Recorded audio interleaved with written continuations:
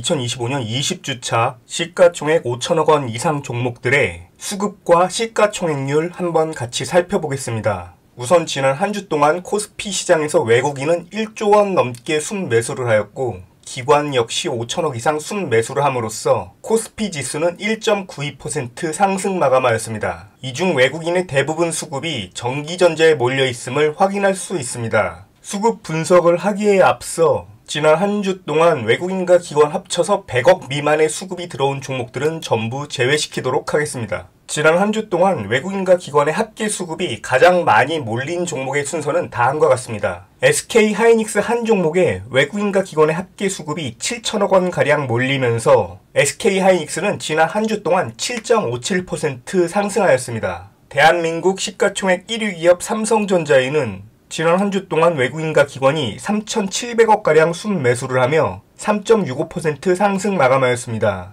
지금 화면에서 보다시피 삼성전자와 SK 하이닉스 두 종목에만 1조 원 넘게 몰리며 대부분의 수급이 집중되었다는 것을 확인할 수 있습니다. 이외에도 지난 한 주 동안 외국인과 기관의 합계 수급이 1,000억 원 이상이 들어온 종목으로는 두산에너빌리티와 HMM, 그리고 HD 현대일렉트릭 등이 있었습니다. 이번에는 외국인과 기관의 합계 수급을 시가총액으로 나눈 시가총액률 순서로 정리해 보았습니다. 절대 비교인 외국인과 기관의 합계 수급 순서로만 놨을 때보다 상대적 비교인 시가총액률 순서로 정리하자 상승한 종목들이 확실히 상위에 포진되어 있음을 확인할 수 있습니다. 시가총액 7,800억가량 하는 로보티즈에 지난 한 주 동안 외국인과 기관은 전체 시가총액의 3.6%에 해당하는 금액인 281억 원을 순매수하였고 그 수급에 힘입어 로보티즈는 지난 한 주 동안 63% 넘게 급등하였습니다. 제가 관심있게 보는 종목들은 분석기간이 한 주라면 전체 시가총액률이 0.7%에 해당하는 수급이 몰린 종목들을 선호하고 있습니다. 이런 종목들 중에서 시가총액이 5조 원 이상 넘어가는 중대형주는 두산에너빌리티와 하나솔루션,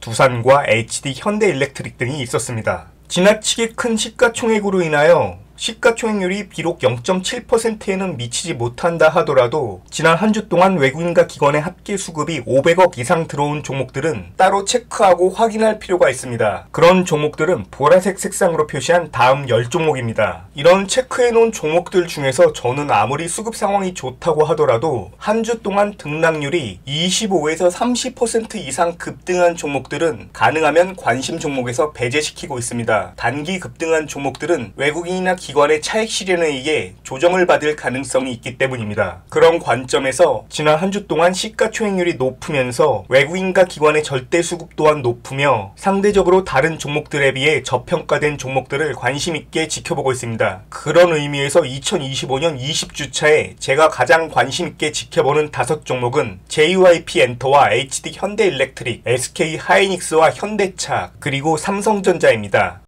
이번에는 최근 4주를 기준으로 데이터를 확인해 보겠습니다. 최근 4주 동안 외국인은 코스피 시장에서 1조 8천억가량 순매수를 하였으며 기관은 9천억가량 순매수를 하였고 이 기간 동안 코스피 지수는 5.77% 상승하였습니다. 개별 종목 중에서 외국인과 기관의 합계 수급이 가장 많이 유입된 종목의 순서는 다음과 같습니다. 그리고 같은 기간 동안 외국인과 기관의 합계 수급을 시가총액으로 나눈 시가총액률이 가장 높은 순서로 정리하면 다음과 같습니다. 저는 종목 간 비교를 할 때 외국인과 기관의 합계 수급이 많은 종목을 선호하며 외국인과 기관의 수급이 비슷한 종목이라면 시가총액률이 높은 종목을 선호하고 있습니다. 지난 4주 동안 가장 두드러진 상승률을 보여준 종목은 로보티즈로서 외국인과 기관이 전체 시가총액의 6.5%에 해당하는 416억을 순매수하였고 이로 인해 주가는 68.81% 급등 마감하였습니다. 시가총액이 5조 원 이상 되는 중대형주 종목 중에서는 한화솔루션과 HD 현대미포, 시총 5조 원에는 아직 살짝 미치지 못하지만 APR이 지난 4주 동안 수급 상황이 매우 양호했으며 상승률 역시 두드러진 종목들이라고 할 수 있겠습니다. 분석기간이 4주라면 외국인과 기관의 합계 수급이 300억 이상은 유입되어야 한다고 생각하고 있기에 300억에 미만하는 종목들은 전부 제외시켜 보았습니다. 지난 4주 동안 누적하여 시가총액률이 1%를 넘어가는 종목들은 붉은 붉은색으로 표시하였습니다. 또한 시가총액이 너무 큰 나머지 시총률은 1%에 미치지 못하지만 지난 4주 동안 외국인과 기관 합계 1,000억 원 이상 순매수가 유입된 종목들은 주황색으로 표시한 7종목이 있습니다. 지난 4주 동안 시가총액률이 높으면서 외국인과 기관의 절대 수급 또한 양호하며 상대적으로 덜 오른 종목들은 한국전력, LGU+,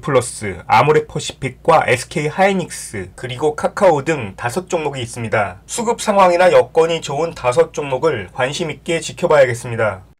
2달을 의미하는 최근 9주 동안의 자료입니다. 지난 9주 동안 외국인은 7조 원 이상을 순매도하였으며 기관이 5조 원 이상 순매수를 하였습니다. 개별 종목 중에서 지난 9주 동안 외국인과 기관의 합계 수급이 가장 높은 종목의 순서는 다음과 같습니다. 상위권의 대부분을 운수장비 업종이 자리잡고 있음을 확인할 수 있습니다. 이번에는 지난 9주 동안 외국인과 기관의 합계 수급을 시가총액으로 나눈 시가총액률이 높은 종목 순서대로 정리한 것입니다. 붉은색으로 표시한 종목들이 지난 9주 동안 시가총액률이 2%가 넘어가는 종목들입니다. 분석기간이 9주라면 이 기간 동안 외국인과 기관의 합계 수급이 500억 원에 미치지 못하는 종목들은 전부 제외시켰습니다. 그리고 나서 시가총액률이 2%가 넘어가는 종목들은 붉은 색상으로 표시한 13종목이었습니다. 그리고 시총률이 2%에는 미치지 못하지만 이 기간 동안 외국인과 기관의 합계 수급이 1,000억 원 이상 유입된 종목들은 따로 주황색으로 표시해 보았습니다. 지금 화면에서 보다시피 수급 상황이 9주 동안 좋은 종목이라면 대부분의 종목들은 이미 급등한 상태일 것입니다. 시가총액률이 높으면서 동시에 외국인과 기관의 절대 수급 또한 높으며 상대적으로 저평가된 종목을 찾기란 그리 쉬운 일은 아닙니다. 이런 여러가지 조건들을 동시에 충족하는 종목을 찾는다면 지난 9주 동안의 자료에서는 LGU+를 들 수 있겠습니다. 이번에는 석 달을 의미하는 지난 13주 동안의 자료입니다. 분석기간이 석 달이라면 외국인과 기관의 합계 수급이 최소한 400억 이상은 들어와야 한다고 생각하고 있기 때문에 그에 미달하는 종목들은 전부 제외시켜 보았습니다. 지금 보고 계시는 화면은 지난 13주 동안 외국인과 기관이 가장 많이 순매수한 종목의 순서입니다. 지난 13주 동안 외국인과 기관은 한국전력을 전체 시가총액의 3.7%에 해당하는 금액인 5,935억 원 순매수하였으며 이 기간 동안 한국전력은 32.7% 상승하였습니다. 이번에는 외국인과 기관의 합계 수급을 시가총액으로 나눈 시가총액률이 높은 종목 순서로 정리해보았습니다. 지난 13주 동안 시가총액률이 가장 높은 종목은 APR로서 외국인과 기관은 이 기간 동안 전체 시가총액의 무려 8.6%에 해당하는 금액인 2,700억 이상을 순매수하였고 이런 우호적인 수급 여건에 힘입어 APR은 무려 109% 이상 급등하였습니다. 지난 석 달 동안 외국인과 기관이 시가총액의 3% 이상 해당하는 금액을 순매수한 종목은 붉은색으로 따로 표시해 두었습니다. 시가총액률이 3%에는 비록 미치지 못하지만 외국인과 기관이 지난 석 달 동안 1,000억 원 이상 순매수한 종목들은 주황색으로 표시해 두었습니다. 지난 13주 동안 시가총액률이 3%를 웃돌면서 외국인과 기관의 합계 수급 여건 또한 양호하며 상대적으로 덜 오른 종목들은 이마트와 디어유, DLENC, IM금융지주 등 모두 4종목이 있었습니다.